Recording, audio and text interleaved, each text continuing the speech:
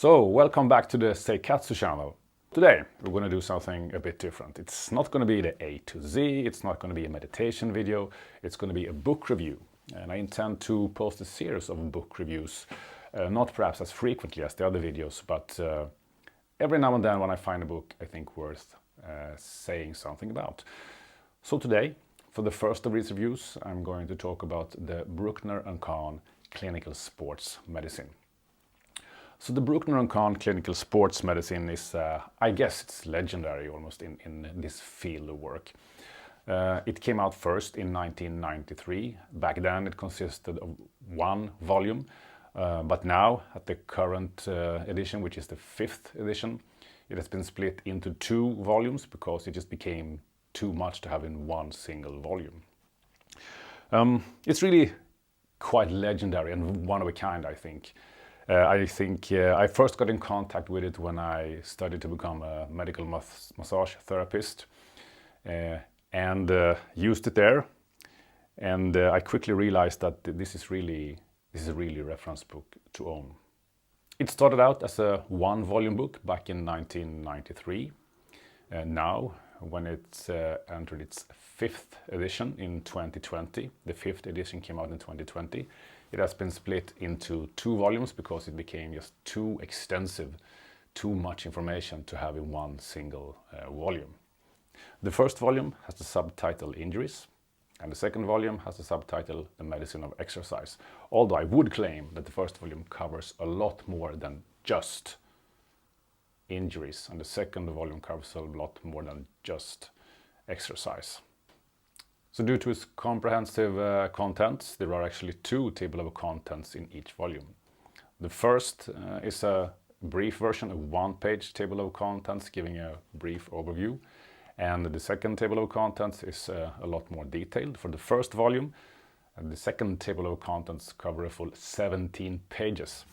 And I guess this begins to tell you a bit about how extensive this book is. Both volumes also have a section or 2 pages which they call a guided tour of the book, and I think that's really nice to have there. So the first volume, Injuries, which is the biggest one, covers what it sounds like, but more than injuries. The first part, Part A, Fundamental Principles, is a section which I think is suitable for reading, not just like reference works where you look up things you happen to be interested in at the time, but actually something that's worth studying from the first page to the last page of this specific section. Part B covers regional problems, as they call it.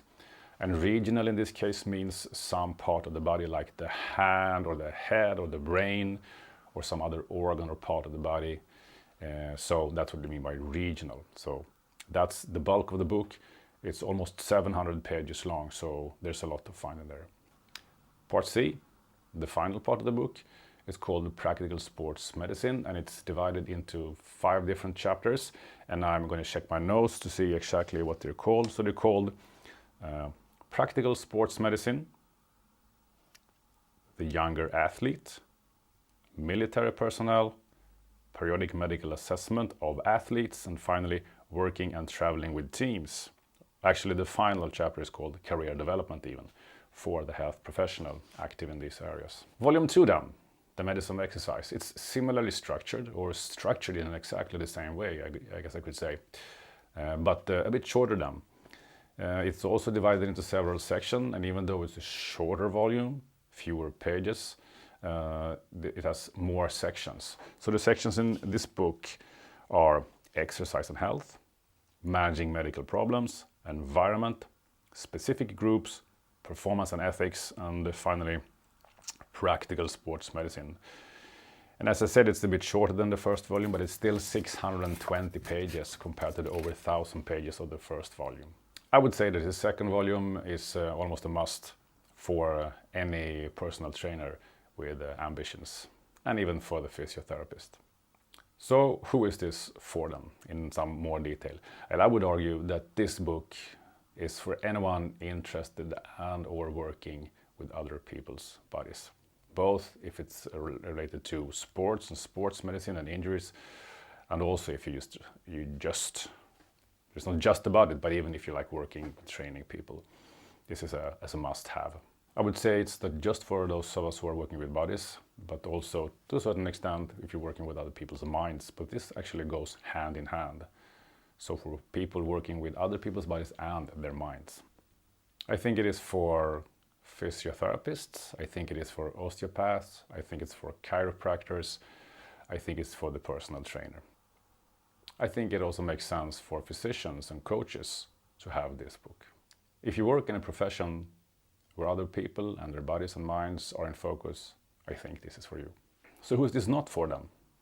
Well, this is a massive book. It contains a lot of information, and no book is of any value if you don't use it, if you don't read it. So if you're held back by the sheer volume information, by the sheer detail of books like this, maybe this is not for you.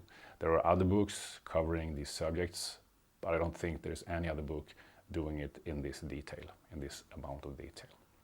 So how much does this book cost? Well, it varies, of course. It varies where you're looking, it varies what you find, it varies when. I just checked into this, and it seems like the first volume can be found between anywhere from $150 to $200 if you can find it at all, because it's actually sold out at certain places. The second volume goes for around $100, a little bit easier to find as well. Some stores and some web shops give you a discount if you buy both together as a bundle. I bought mine as a bundle. I didn't buy mine as a bundle, I should have done it, but I bought the first volume first and the second when realizing I needed that one too. But I could have gotten both for a little bit over $200. So, to summarize them. So this is a seriously comprehensive book. It covers everything I think you need to know when you're working with other people and their bodies. Its contents really leave nothing to be desired. The illustrations are clear and plentiful. There are practical tips interspersed within this massive volume of text. Everything is really well researched, of course. I think for anyone working in the field where you're working with other people's bodies, this is a reference work, something you really must have. It's massive, it's complete, it's detailed. I'd give it 5 dumbbells. I think you should buy it, I think you should use it.